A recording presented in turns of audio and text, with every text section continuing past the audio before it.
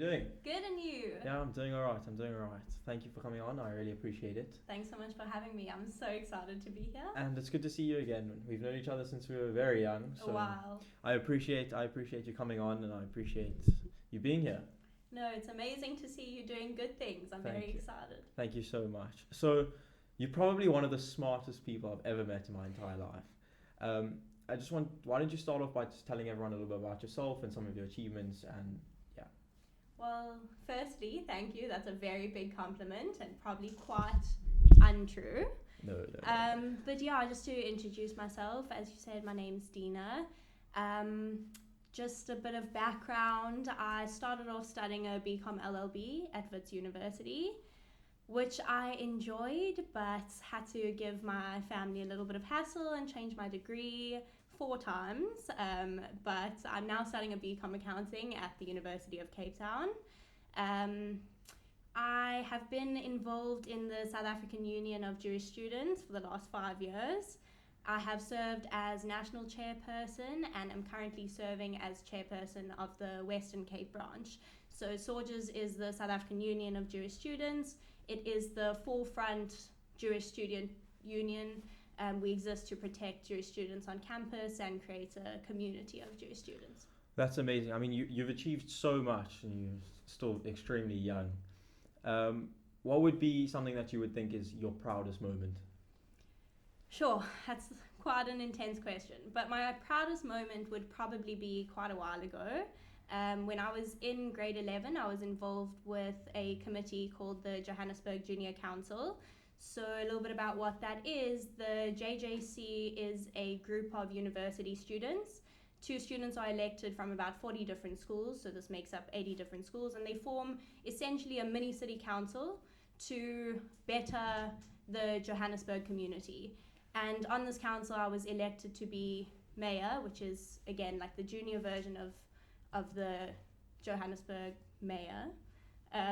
But that was very exciting for me because I went to a Jewish school, went to the same school, went to King David Linksfield, which was fantastic, but we were never exposed to much diversity. So that was really the first time in my life that I was exposed to people of different cultures and different races and different heritages. And it really taught me a lot, and I think we were able to make a lot of change that year. That's amazing. I mean, I've seen some videos of you that's been posted online. Previously, you've been quite outspoken about equal education for all, and I just wanted to ask you, how do you think we get there, and what kind of systems do we need to put in place to get there? Look, I think that we're on our way is the good thing. I think we've seen a mobilization of our youth towards fighting for issues like equal education. So obviously the answer is I just think we have a complete misplacement of resources by the government. I don't think enough money goes into public education, and I don't think enough of that money gets used towards making real change. But unfortunately, we have little control over the government to make immediate changes. So I just think that as young people, those who are educated and those who do have opportunities, we have a responsibility to do things that make a change for those that don't. So get involved, volunteer. There's so many organizations where you can go and tutor at schools that maybe don't have those resources, or donate to students who don't have textbooks or don't have stationery. Yeah. So I mean, obviously the issue with the government is a very difficult one.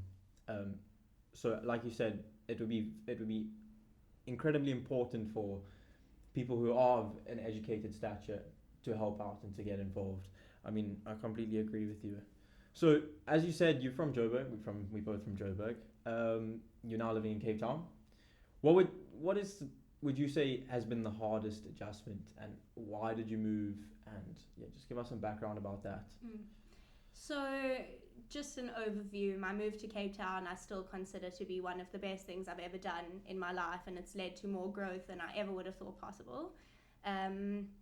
It was not easy. I'm not really sure why I decided to move in the first place, and I think that was what was difficult. I just felt like I'd stopped growing in Joburg, that everything was the same and there was nothing really for me to do, and so I decided to move to Cape Town pretty much out of nowhere, and cried probably every night before I left, but it was one of the best things I've ever done.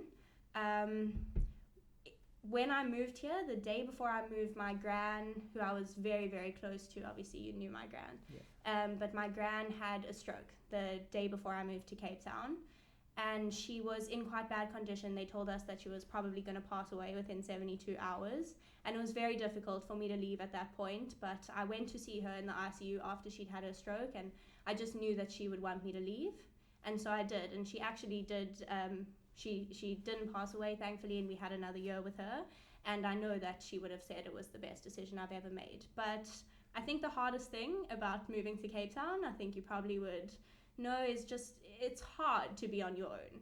You know, I was happy in Joburg. I was very lucky that I had a family who was around and friends that were great and everything done for me. And to move here and have the independence, it's very hard to have the self-discipline to make sure that you're working and cooking and cleaning and staying on the right track. Yeah, I mean, listen, I understand that moving away from family is probably one of the hardest experiences that we'll go through, especially when you encounter loss. It becomes incredibly difficult to move away from family and to be away from your family. But I think living in Cape Town as young people as we are, being away from our families is a big adjustment, and it was a big adjustment. But I think once that adjustment made, the room for growth is just exponential. That's it. So I mean, for me it was also, I agree, one of the best things I've ever done.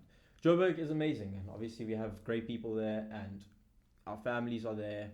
But I mean, what we can do here and how we can grow and develop ourselves and become adults and independent at such a young age, I think that's really important. Yeah, and we're very nurtured in Joburg. You know, we grow up with all our things done for us. Yeah. So I think, you know, moving away and being on your own is an important thing to learn as young people in South Africa.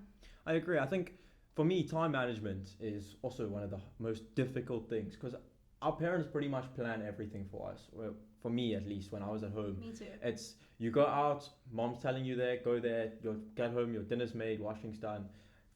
As a student now, living by myself, that is probably one of the hardest things for me. It's, I have to hand this in by 10, I have to do that, you know, make my own food. I think that for me was one of the biggest adjustments I had to make, time management, and it's a very undercover type of thing. It's not something that you think about when you're moving away. It's more like, oh, I'm going to be with my friends, you know, I'm going to go out and be with my friends. So, I mean, not to change the topic so drastically, but you obviously have a very educated opinion on this, and I just want to hear it. We all know that there's an extremely tragic conflict going on in the Israel-Palestine region. I just wanted to ask you, what is the biggest concerns for Jews living in South Africa? So, unfortunately, the biggest concern for Jews living in South Africa is the anti-Semitism that is inevitably going to come from this conflict. It's very sad that living in South Africa we have to see a rise in anti-Semitism when there's war going on in the Middle East, but unfortunately all over the world right now we've seen an exponential rise in anti-Semitic cases, and I think that is a real concern for Jews in South Africa right now. I think we have to take it very seriously and be very, very careful.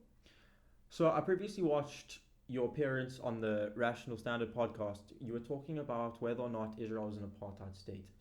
I know you have been to Israel, so have I. I just want to ask you, how would you approach someone who's making these claims, especially with the connotations that word has in South Africa? Yeah. Well, I think the first thing to say is that just you need to make sure that the person that you're speaking to is educated. In my opinion, Zionism, there needs to be a separation in South Africa, even in the South African Jewry, between Zionism and the government of Israel. Because Zionism is the belief that Jews have the right to self-determination in their national homeland of Israel. Yeah. So people who are calling for the downfall of Zionism, in my opinion, are actually anti-Semitic. However, you can still be a Zionist and believe in Israel's right to exist and criticize the Israeli government. It's a government like any other in the world. It's not perfect. But at the end of the day, people that are making these blanket statement claims like Israel's an apartheid state likely don't really know what they're talking about, because while there may be policies that are unequal, certainly not an apartheid state. But my biggest advice would just be educate yourself on the conflict. Make sure that you know all the information and engage in debates and discussion around this. So speaking about educating yourself, it's a very hard topic because there's obviously the leftist view and the rightist view. what are some of the sources that people can go to get kind of neutral information, unbiased opinions that they can look at and say, this is something that I've learned from this source. They are neither on Israel's side or on the Palestinian side of the argument. Where can we look for that kind of information? I have quite a sad answer to this, unfortunately, in that I don't think there are many unbiased sources out there anymore. But do research on both sides. There's plenty of information out there on what the Palestinian view of the conflict is. There's plenty of information on what the Israeli view of the conflict is. There's plenty of information on why the Israeli government has done what they've done, why Hamas has done what they've done. Look at all the information out there, see everybody's sides, because everybody has a story. And I think while it may not be possible to get a completely unbiased view, you can get a well-rounded view. So another question I wanted to ask you is, there are obviously, in every situation, there are the personal stories. The stories where you say, this person was affected so badly and so tragically. And then there's also the entire overview look at it. How do you separate those two and say, I understand that this is happening and this has happened to this person and it's tragic, but this is my how do you build that overall opinion on the situation when most of the time the stories that are coming out are personal issues, saying this has happened to this person? And it, obviously, I'm not saying it's not tragic. I'm just saying, how do you build an overview of an opinion there? Yeah. So I think the most important thing in the overview is to not disregard the personal stories. So I think it's very easy from an outside perspective to look at an overview of the situation. But I think when you're talking about something like war, when real people and real civilians are being affected, you have to talk about those personal stories. And I think that the unfortunate reality, again, of something like war is that there'll be those terrible stories on both sides. If you look at the information out there, you can find the most tragic stories of Israeli families who have been hiding in bomb shelters with their young kids when a barrage of Hamas rockets are falling on them. But you'll also find horrible stories of Palestinian people who've also been through a lot during this conflict. And I think that the understanding that there is civilian casualties on both sides is what's most important. Okay, so SAUJS is an organisation that deals with university students, and you are involved in the Western Cape, or are you on the national chair? Western Cape. Okay, so within the Western Cape, there's a few universities. Mm-hmm. There hasn't been much activity on campus at universities due to COVID, obviously. I want to know, are there any contingency plans in place should something be escalated to a violent manner? So I think we're very, very lucky as a community in that we work together and we have a whole bunch of organizations that are constantly looking out to protect the community. So we are prepared for an escalation, a potential escalation. Again, living in South Africa, it's difficult for us to determine where this conflict is going to go and how much longer it's going to go on for and how much coverage it's going to have in South Africa and for how much longer that will last. But we always prepared for an escalation. Again, SAUJ's primary responsibility is to protect our students. So we are constantly in contact with the universities to make sure that there are procedures in place. And also we have our incredible CSO organization that is on the ball 24/7 looking out for any terrorism threats. We have the Jewish Board of Deputies who is there to deal with any cases of anti-Semitism. And we are constantly watching to make sure that all our students are safe on campus, but we do have plans in place if an escalation does happen. All right, I mean, that's obviously a very good answer. I appreciate that. And the work that the organizations are doing are really unbelievable. I just want to know, where does this go? How long does this last? Because stories last in the news, right? They last for a certain period of time and then it's quiet for a while. It has been like that over the past few years. Is this a situation where it boils over to extreme violence? And obviously war is tragic. The only thing anyone ever really wants is peace, most people.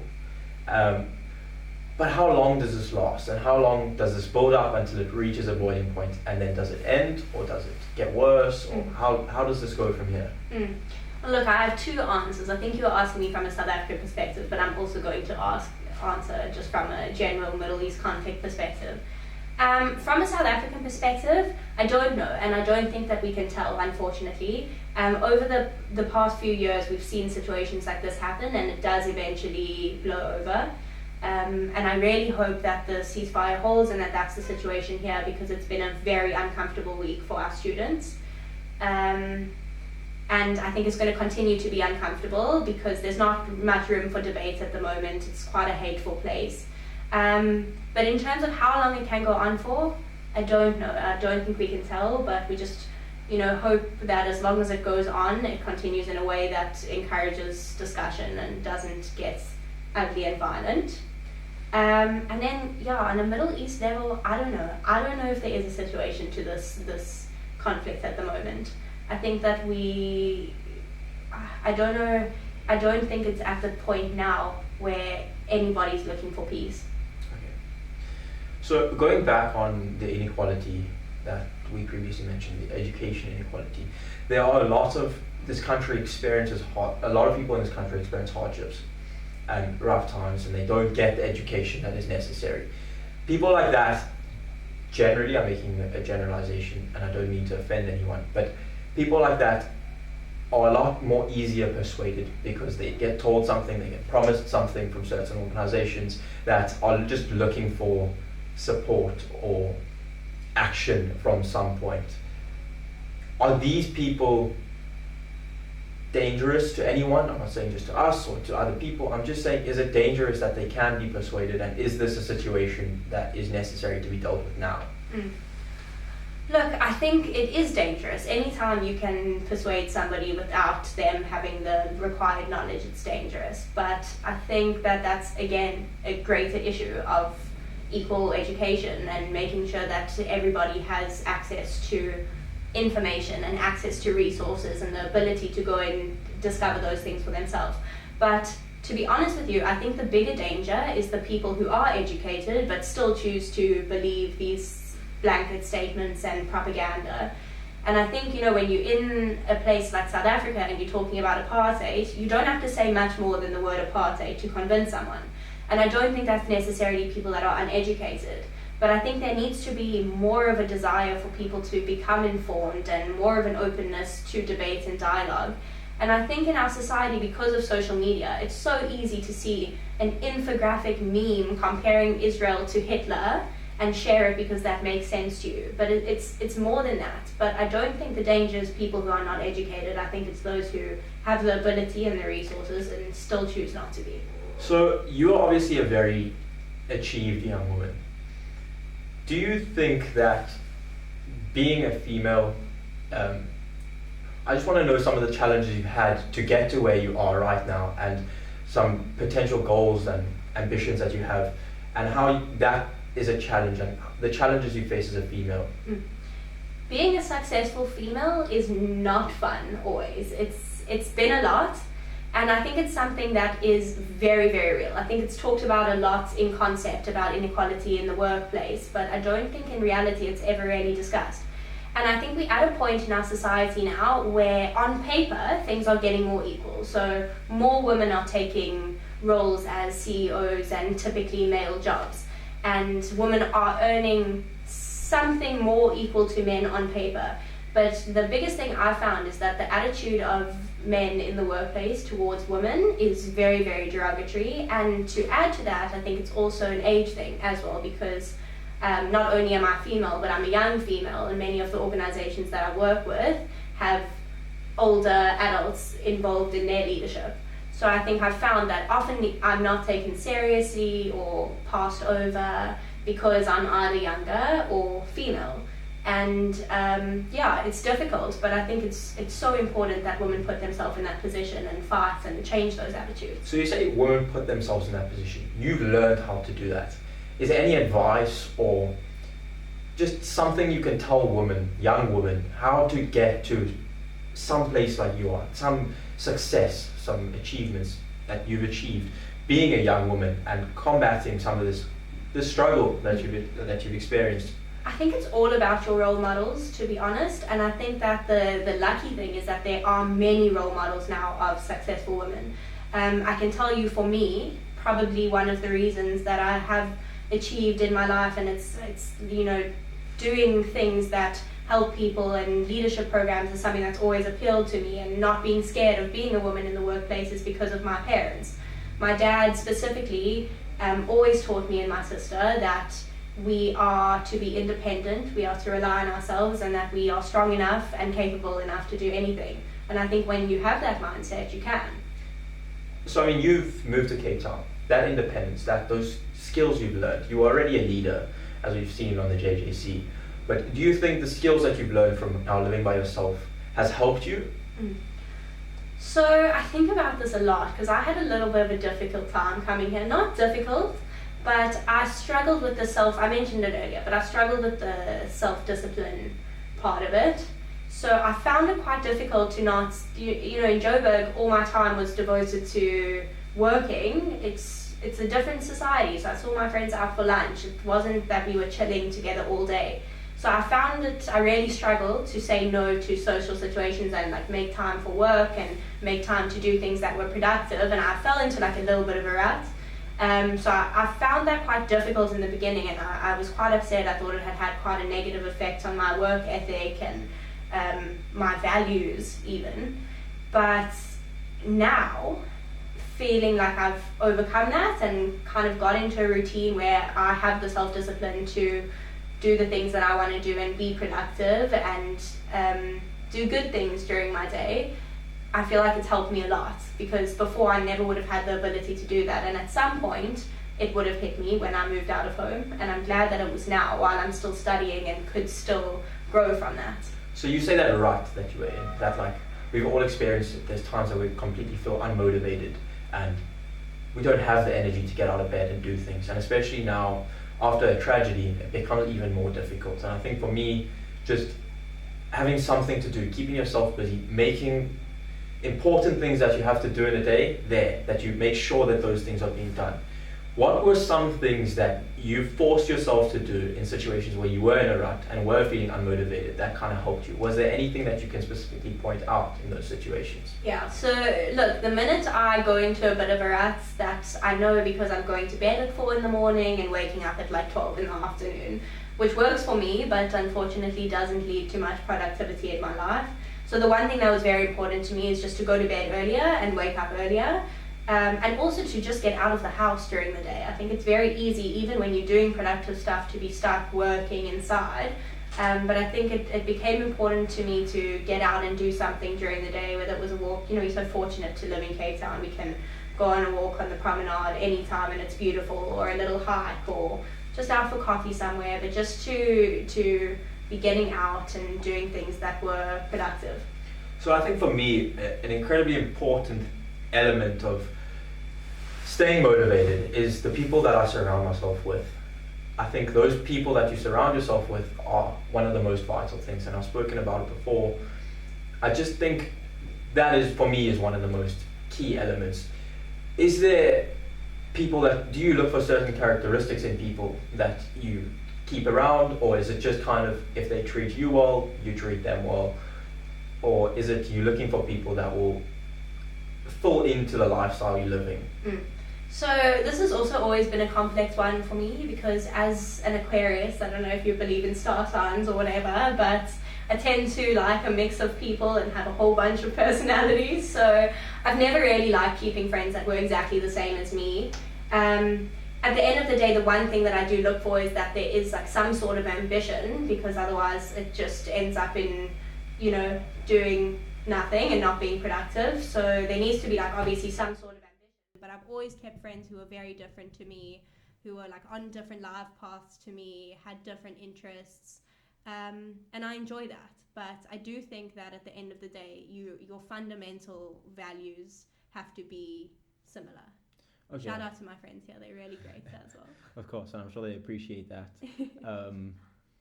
I think we've got a good overview of how you kind of get out of bed and live your life and stay motivated as a young female leader, because that's essentially what you are, a leader.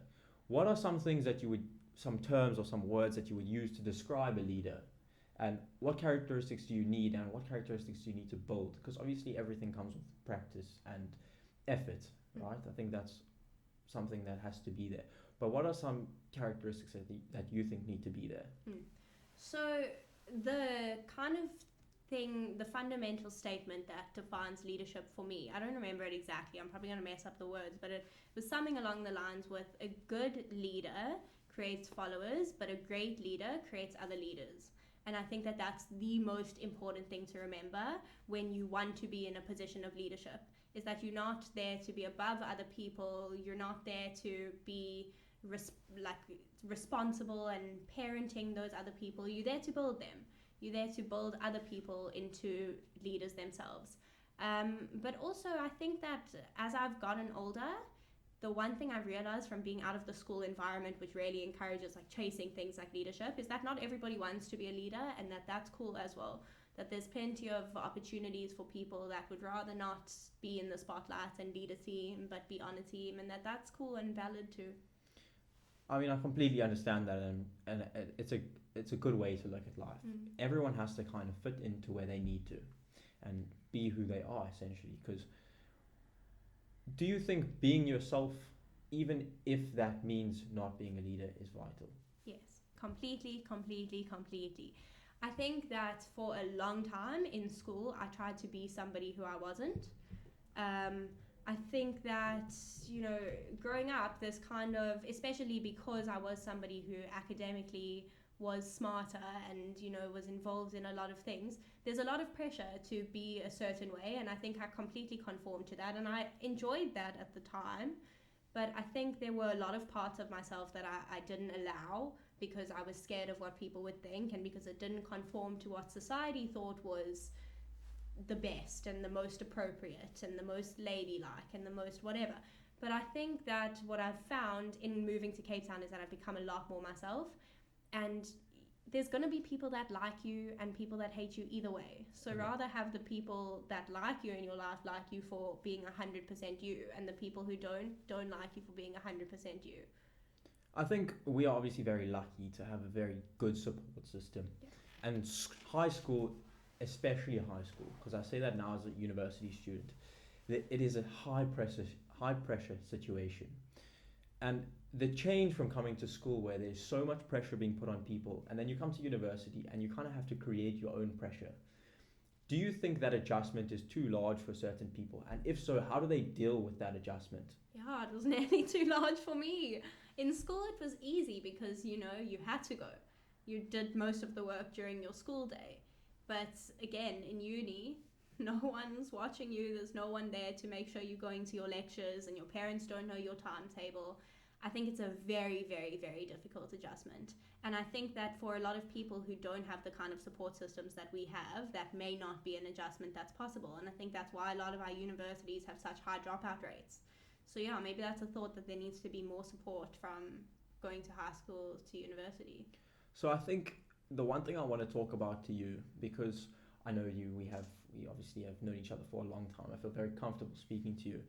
Let's move on to tragedy, right? Tragedy is something that I've recently encountered. It's something that I've been dealing with for the last few months and will be dealing with for the rest of my life. It's something that hopefully not too many people encounter similar situations. I want to ask you, there are times when you're experiencing tragedy where the day is just, everything looks so grim and so hard, and facing reality is very difficult. Obviously, you experienced a huge tragedy with your gran, and I want to ask you some of the ways that you came out of that tragedy, built yourself, and became a better person. So, I was also very lucky because my gran had a saying, and her saying, she had many, but her saying was very, very cliche, but it was, "This too shall pass." And she used to tell me that that's in good situations as well as bad, that when I was going through good times, that I had to know that there were hard times coming. And I don't know why, but that tended to make the hard times a little bit easier, because I knew that, like in good times, it was just the day and that hard time was going to pass. And I wanted to get that as a tattoo actually. But when my gran was still alive, even though she couldn't speak, I told her the idea and she didn't love it because she thought it was a bit negative. But I now have a tattoo of my gran's name. But that reminds me of that quote. And that just reminds me that whenever I'm going through a hard time, it will get better. There will be that good day. I think for me, me and my parents went and got a tattoo as a tribute to my sister. I didn't know that. Yeah, so What did you get? it's a little feather um, with a saying that says, "I didn't know my own strength."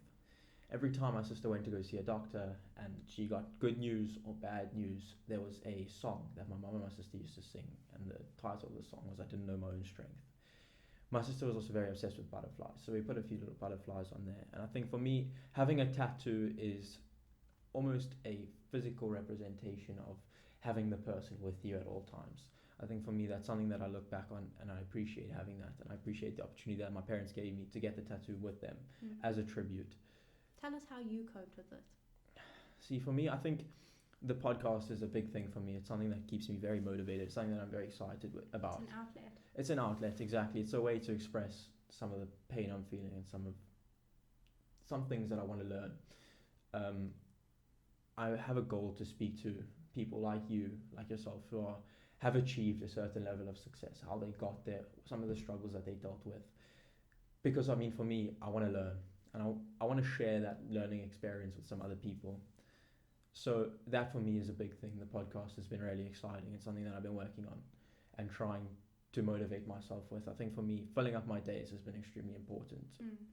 I make sure that I'm extremely busy, university or pairing, whatever it is. I fill up my days as much as possible. And I think having something to stay motivated is extremely important. The tattoo is obviously something for me that keeps it very close to me, and that it shows me that the person's with me.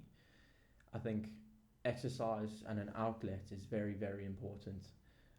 That hour where you're training is an hour of the day where you're not thinking about anything. You're just thinking about how am I going to get through this hour with this work. And finding something that you enjoy that is a physical activity for me was extremely important. I think for my dad, staying busy, keeping his mind off things, doing some things that he enjoys as well was a big thing. I think my mom's still struggling a little bit, but she'll find her way. A support system is extremely important. Keeping people that are close to you, for me was one of the most important things. I have a very close-knit family, and I appreciate them for that, and the support that they show me and that I show them. That's something that I appreciate more than anyone will ever know. I think friends that are there for you during times like that, your closest friends, you rarely see who they are. Yeah. And you rarely see who the people that you need to keep around you are necessary. And I'll be appreciative to them till the day I die for that. You know, I think that for me has just been something that's kind of kept me afloat and not in this rut.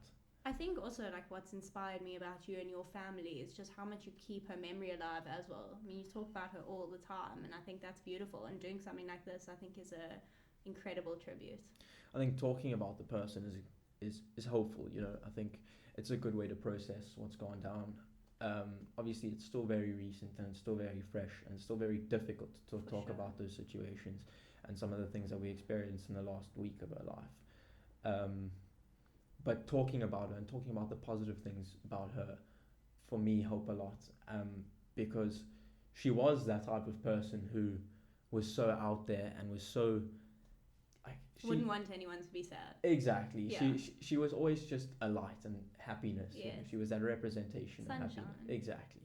So talking about that and keeping the good things about her life, which there wasn't much bad besides for the illness. There really wasn't. About her, there was nothing. I think something that's helped there really us... wasn't. There wasn't. I mean, I think something that's helped us a lot. We spoke to a rabbi and he gave us a kind of overview of it.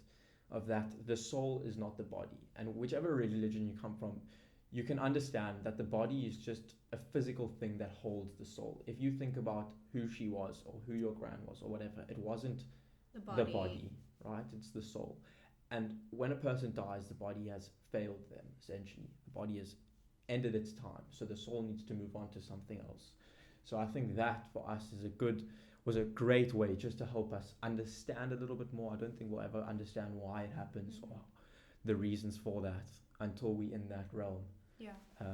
But yeah, I think that was a really good way to look at it and helped us kind of cope with it, you know? Yeah, I went quite anti-religion when my gran got sick. And in fact, when she got sick, when she got cancer, then it kind of made sense to me, because when she recovered after the stroke, obviously she couldn't talk, she couldn't walk, and my gran was actually, she has a spirit similar to your sister. Yeah.